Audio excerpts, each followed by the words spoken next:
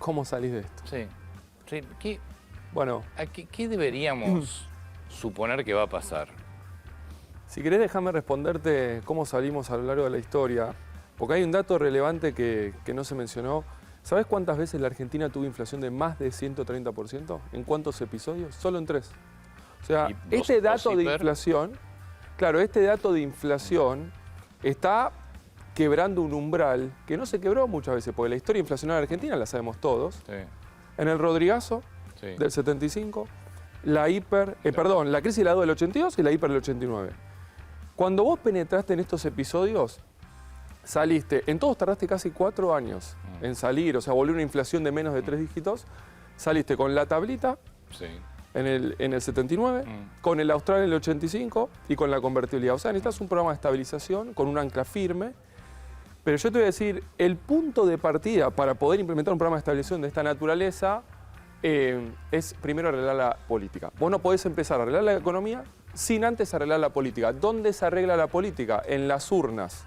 Estamos a una semana prácticamente de elecciones generales, con alta probabilidad va a haber balotaje, tal vez.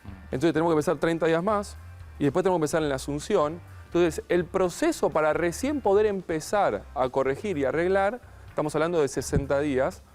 Y en toda una primera fase, antes de mejorar, vas a tener que sincerar, corregir, ajustar.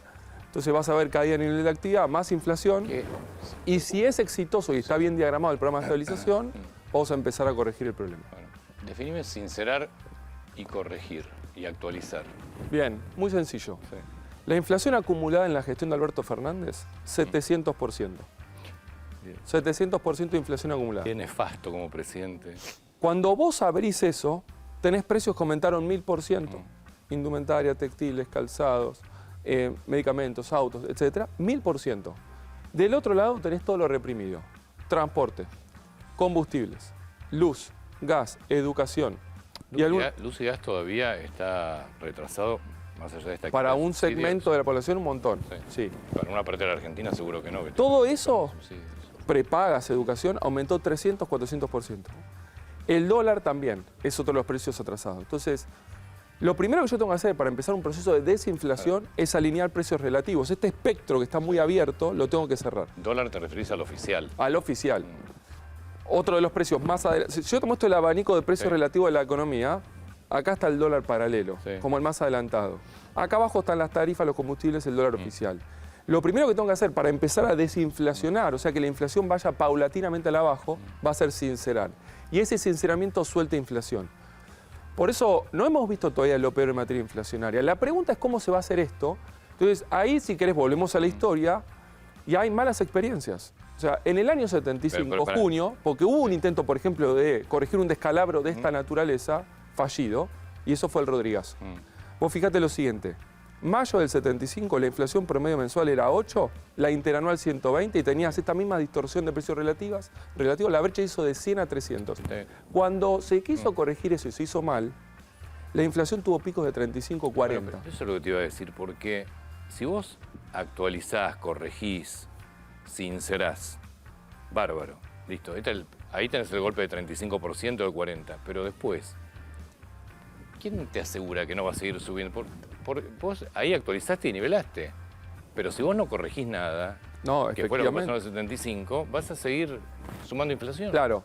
El 75 es un intento fallido de estabilización porque vos te pones a toquetear las variables nominales y no haces nada más. La inflación pasó de 120 a 750. Eso es un intento fallido. El austral y la convertibilidad son intentos exitosos, porque acá tenés que tener una reconfiguración de tu esquema fiscal. Sí, pero duró 2 años el austral. Sí, el austral fue exitoso transitoriamente. Bueno, pero vos la inflación la llevaste a un nivel, tuviste inflación en algunos meses de 2%. Después tuviste que hacer el primavera y después te talló todo. Sí, claro, porque vos no terminás. El problema cambiario tiene atrás un problema monetario y el problema monetario tiene atrás un problema fiscal. El experimento de Rodrigo atendió el primero. El austral, los 2 primeros, y no corrigió el problema fiscal. Automáticamente se la llevó puesta al austral. Vino el primavera, fracasa, terminó en hiper. La convertibilidad atendió los 3. Y después, por otros problemas, también a los 10 años caducó la convertibilidad. Lo que yo te voy a decir es, el sinceramiento de precios relativos es parte de todo un programa económico. Y acá lo que amerita, si querés cirugía mayor, hay 3 frentes. Uno es el fiscal. toda esta expansión del gasto público, hoy tenemos un gobierno y un ministro candidato que está acelerando en la curva, aumentando gasto público, bajando impuestos y el agujero fiscal está creciendo. Te está dejando un déficit de arrastre primario de casi 4 puntos, total casi 6. Entonces, vos pensás que la base monetaria hoy son 4 puntos del PBI, o sea, yo tengo que más que duplicar la cantidad de dinero para sostener el agujero fiscal. Entonces, yo voy a tener que ir a atacar eso, y creo que los 3 candidatos lo saben, la diferencia es en qué magnitud va cada uno. Pero si yo no arreglo eso de fondo, todo lo que yo haga en materia de sinceramiento de precios, esquema cambiario y demás, no va a servir para nada. Todos estos escenarios que planteás, digo, sobre todo los históricos, nos hacen pensar en que venga el gobierno que venga, los próximos 2 años por lo menos, vamos a tener índices anuales de en torno al 100%. No necesariamente, no necesariamente. El austral y la convertibilidad, programas en el arranque exitoso, la convertibilidad después tuvo más recorrido, te bajan la inflación muy rápidamente. Se anuncia en abril del 91, en agosto del 93 vos tenías inflación anual de 9%, con inflaciones mensuales de 0,3%. Entonces, en menos de 26, 27 meses vos ya tenías inflación como la que mostraban recién de los países normales de la región o del mundo. Entonces, un programa de extracción exitoso, yo suelto inflación o 20, 25, tal vez en 6 meses tengo inflación de 2%. La anual, tal vez vea la foto y dice, mira, te dio 130 en el año. Sí, pero pará, tuviste un primer trimestre muy inflacionario, claro, y al final del año que viene estamos con inflación de 1 o 2% mensual. Eso es un programa de estabilización exitoso.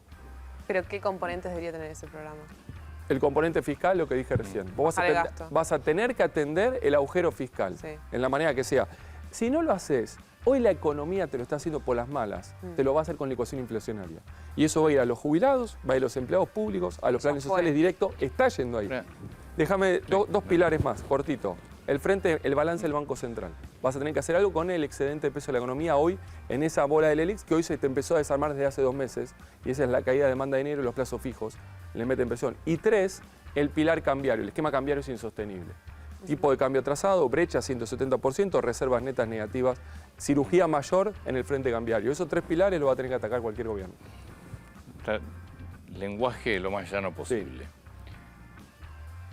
¿Hay alguna alternativa que el próximo presidente, no sé quién va a ser, no modifique el esquema cambiario? Ahí, modificar se va a modificar, no, pero de hecho... ¿A dónde quiero ir? A ver, ¿qué margen de maniobra tiene cada uno y a qué nos podemos enfrentar? ¿Vos podés mantener este esquema cambiario? No, de hecho, ni el gobierno lo está pudiendo mantener. Todos los días te está agregando un tipo de cambio diferencial. Sí. Es insostenible. Sí. Está bien, todo trabado. Vos no, o sea, no podés seguir con esto, no importa quién gane, no podés seguir con este esquema. Con este esquema así como está, no. Pero el esquema incluye un nivel de dólar y determinados niveles de controles y de accesos. ¿Por qué digo el nivel de dólar? Y vamos a echarlo para que la gente lo entienda. Uno de los principales problemas del esquema cambiario es el atraso cambiario. Esteban, ¿qué es atrasar el tipo de cambio? Dejar algo barato. Yo lo he dicho varias veces, el mercado de cambios hoy en Argentina es como un ring de box. Todos los días se suben 5 demandantes de dólares, son los importadores. De un lado se sube una sola persona, que es el Banco Central como oferente. ¿Por qué pasa eso? Porque dejaste barato el dólar, en términos relativos. ¿Cómo sale una pelea 5 contra 1? Lo sopapean y ahí le sacan las reservas al Banco Central. Cuando ya no le quedan más reservas, el Banco Central dice, che, no se suban más al ring de box, y te pone las iras. Y los deja a los importadores afuera del ring. Entonces, el corazón del problema número 1 es el atraso cambiario. Entonces, esto lo va a corregir cualquiera, todo sí o sí. Después, la pregunta es quiénes pueden subir al ring de box, y ahí tenés los controles de cambio. Está bien, pero pará, corregirlo implica... sincerar el precio del dólar. Eso. Claro, pero una cosa es, vos lo sincerás, pero igual nadie tiene acceso, o tiene muy pocos accesos. No, Antonio, o sea, vos si yo pongo un precio el tipo de cambio, pero el cepo lo tenés que mantener. Son cosas distintas. Sí. ¿Por qué se suben 5 demandantes al ring de box y un solo oferente? Porque está barato. Entonces, Argentina entró en el juego de sacarle los dólares baratos al Banco Central. Entonces, si yo pongo un precio de equilibrio, no se van a subir 5, se van a subir 3. Y del oferente no va a ser 1, van a ser 3. Y son los exportadores. Listo, el mercado está en equilibrio. Los 60 pesos que recibió Alberto a plata de hoy son 500 y está a 3.50. Por eso se suben 5 de un lado y 1 del otro.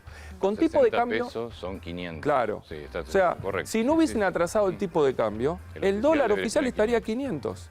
Y no tenés 5 contra 1, tenés 3 contra 3 y no perdés reservas. Pero ahí voy. Entonces, con tipo de cambio de equilibrio, vos después tenés que determinar quiénes pueden acceder y quiénes no. Entonces ahí podés modificar los controles y el acceso.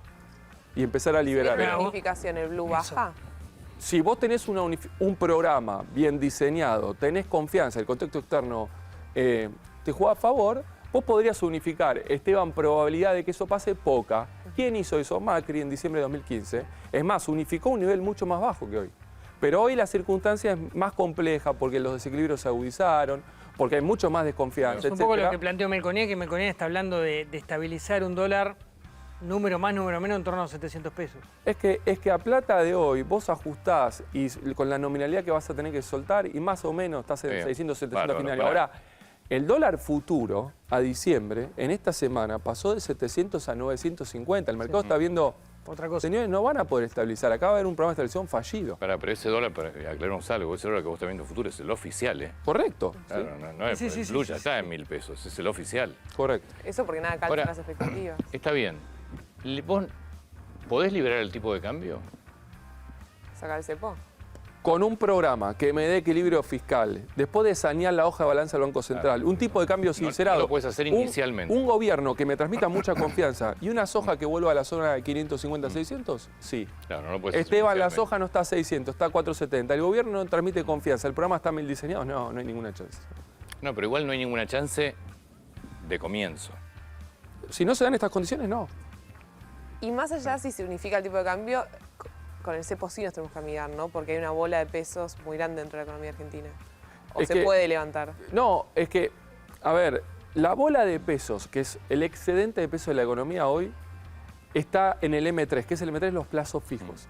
Si yo le digo, abramos todo lo que están escuchando en la casa, las billeteras, veamos las cuentas corrientes, las cajas de ahorro, ¿cómo está el nivel de monetización de la economía? Súper bajo. Claro. Súper bajo en términos reales. Están mínimos de 30 años. Ya la demanda de dinero está súper baja. El problema está en los plazos fijos. Acá está todo el dinero que sobra que se pone en el ELIX. Ahora, insisto, yo tengo un programa, hago la corrección fiscal, yo puedo empezar, eso va a ser inflación al arranque, yo puedo empezar a desarmar esa bola del ELIX por la positiva. Por la negativa sería, si yo no hago esto, con licuación inflacionaria. Nos vamos a un régimen de inflación Y más por la alto. positiva, Por la positiva es eso, yo hago la corrección fiscal y empiezo a desarmar los pesos porque la economía los va a necesitar. ¿Qué pasa? A ver si lo puedo explicar de una manera. El gobierno tiene un agujero fiscal y emite. De cada 100 pesos que le entran, gasta casi 125, los 25 va y emite. La economía se encuentra con esos 25, se miran los bancos y dice, che, nadie los quiere estos pesos. Entonces le dice a la gente, te los devuelvo. El banco está diciendo, no se los devuelvas, porque me van a correr al dólar. Dámelos a mí, te los pongo acá en las LELIC. Entonces, si la economía te los empieza a demandar, el Banco Central va a decir, toma, te devuelvo, dáselo de la economía, dáselo a la gente. Para que la gente te lo demande, vos tenés que dejar de monetizar desde el lado fiscal y la economía te lo tiene que demandar con demanda genuina. Está bien. Eso es un proceso que se puede lograr, ese sería el desenlace feliz.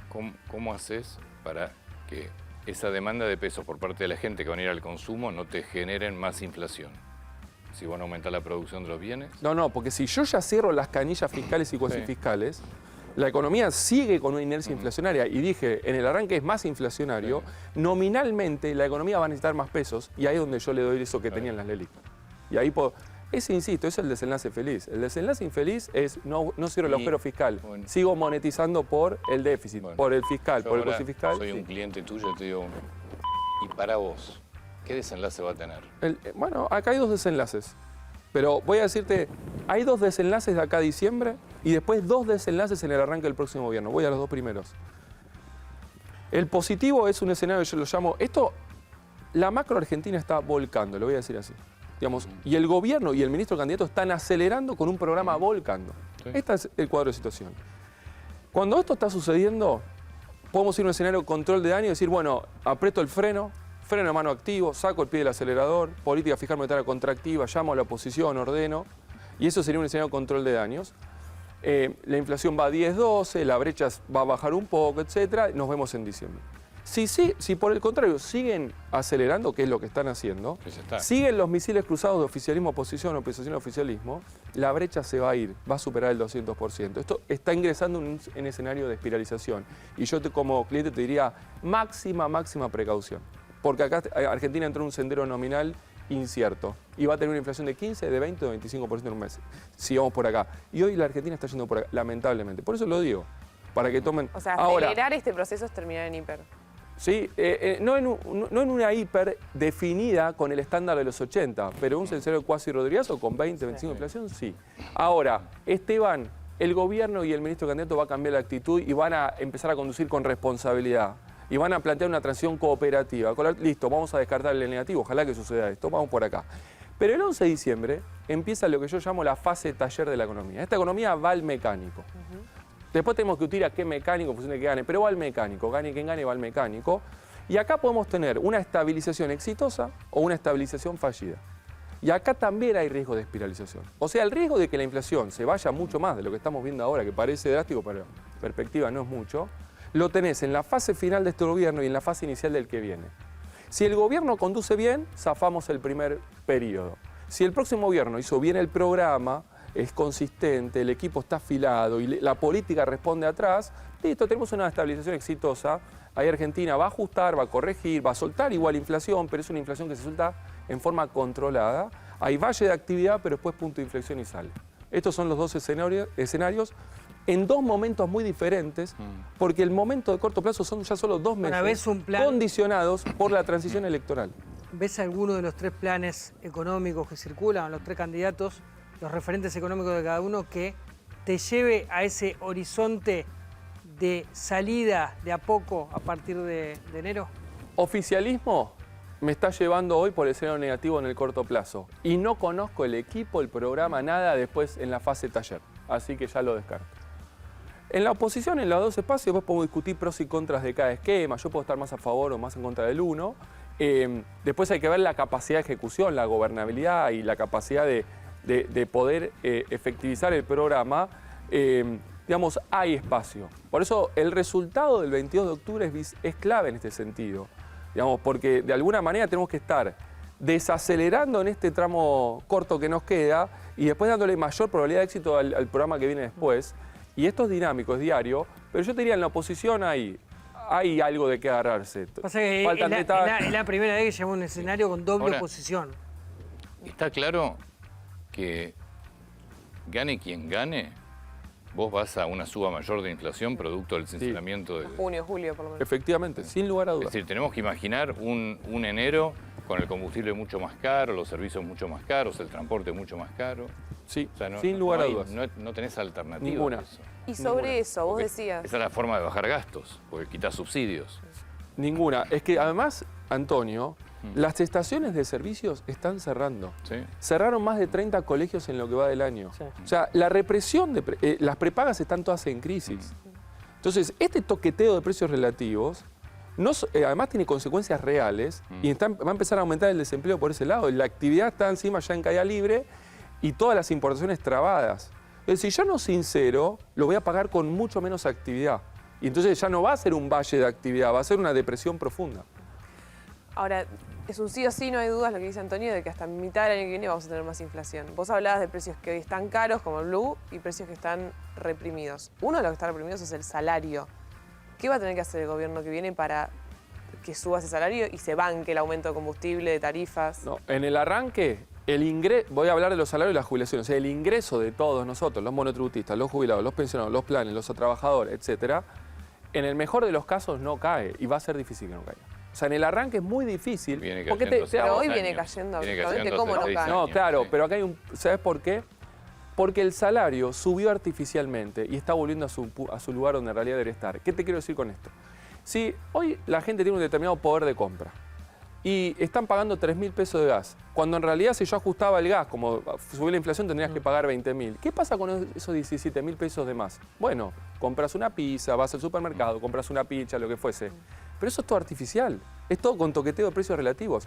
El salario real no subió, transitoriamente lo subió artificialmente. Esto es un problema porque el jubilado, el trabajador, el empleado te dicen, Esteban, yo quiero, lo voy a poner de esta manera para que se entienda. Si consumíamos 100 manzanas hace 4 o 5 años, hoy estamos consumiendo 80. Y los informales están consumiendo 70. Y todos dicen, devolveme mis 100 manzanas. Y yo tengo que decir, ¿sabés qué? Todo eso era mentira.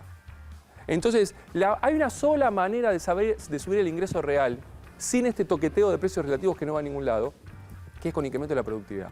Entonces, el próximo gobierno, hace 12 años esta economía no crece. Si el próximo gobierno quiere tener 3, 4 años de crecimiento hacia adelante, que es lo que necesitamos todos los argentinos, el salario real no puede subir más por toqueteo de precios relativos. Va a tener que subir con productividad. ¿Qué significa? Eso mucho tiempo. Y bueno, pero Pero un jubilado cobra menos de $100. Digamos, ¿qué queremos? ¿Una recuperación de un año y crisis de nuevo? ¿O recuperación de 10 años sostenida? Levanten la mano. ¿Qué queremos? Sostenida, sí. Entonces, de acá salimos con productividad. Y esto es inversión, es regla de juego clara, es flexibilidad, estabilidad. Pero es Hay una muy duro. transición- Hace 12 hay una años, transición perdón, dolorosa. hace 12 años estamos toqueteando precios relativos, atrasamos el dólar, el gas, la luz, esto y lo otro, el salario sube, choca y baja. Lo volvemos al ser en el 2013, sube, choca, baja. 2015, sube, choca, 2017, 2019, basta. Digamos, la pobreza pasó de 25 a 40. Si seguimos con esto, no, quiero ya mis manzanas ahora, no va más. Si no lo dicen, lo lamento. Ahora va a doler en el camino. Lo que digo es va a doler en el camino Claro, probablemente a lo venimos sectores. diciendo hace rato, lo que se viene es mucho peor que esto. Y probablemente digo a sectores vulnerables. Ese es. Sí, eso lo tenés que cuidar. Sí. Y ahí tenemos que hablar de eficiencia del gasto público, de a dónde va dirigido el gasto y cuán eficiente es en eso. Y eso lo tenés que sostener. Sin lugar a dudas hay que cuidar el frente social. La gente no puede más. Y eso lo entienden todos. Pero hay gente, digamos, que puede pagar el gas y no lo paga, para decir algo. Lo que me indigna de todo esto es que nadie se hace responsable y nadie paga por destruir un país como lo destruyeron a la Argentina. Esto es realmente indignante. Se pasaron los años, la fueron liquidando y nadie es responsable. En algún momento debería haber algo. Digo, pues eso fue una empresa, ya la estrellaste. Digo, no estrellaste porque tenés la capacidad de emitir, si no ya la hubieras estrellado hace rato. Ahora, nadie se hace cargo de nada en la Argentina. ¿Viste? Que pasan las décadas, pasan los gobiernos, los ministros de Economía, los presidentes, te destruyen y nadie se hace cargo. Déjame darte un dato o una sensación esperanzadora. La sociedad hoy está viendo al paciente arriba de la mesa y no aguanta más. Y esto es una gran diferencia con diciembre de 2015 y con diciembre de 2019. Esta inflación de 12, pobreza de 40, brecha. Sí, mira. Y Antonio, fíjate lo que está pasando en provincias. Sí. Han perdido provincias. El oficialismo después de 40 años que eran imposibles de perder. Entonces hay un grito y una demanda social que te está diciendo, señores, esto no va más. Escuchá de vuelta, no sé si vos la recordás a Mayra Arena o te suena Mayra Arena. Mayra Arena se hizo muy conocida con una charla de TED, que era, entre otras cosas, qué hay en la cabeza de los pobres. Mayra Arena surgía de un hogar en pobreza. La verdad es que logró desarrollarse, estudiar, prepararse, cosas está bueno. Hoy es una dirigente peronista, directamente. Ahora, esto lo puede decir la sociedad. Yo también creo que una gran parte de la sociedad. Ahora, fíjate lo que piensan un sector y una dirigente política. Escucha. Los que intentamos entender un poquito la política y los que intentamos estudiar un poquito la economía, tenemos la sospecha de que cuando hablamos de hiper, de que cuando hablamos de una corrida cambiaria y bancaria, con lo que eso constituye en la historia reciente argentina, no estamos hablando de una joda o de que el peso se me devalúe. Estamos hablando de familias yendo hacia la quiebra, de tipos suicidándose, de familias que no tienen para darle de comer a sus hijos y de toda una transformación social que hoy no está viviendo la Argentina. Porque aunque nos encante sobreactuar pobreza y aunque lloremos inflación todas las semanas, que efectivamente la hay, la Argentina no está tan mal y a todas vistas está que se puede bancar esta inflación por semana sin que estalle todo. Bueno, por eso, sobreactuar pobreza 40%, no sea lo que le llama sobreactuar pobreza.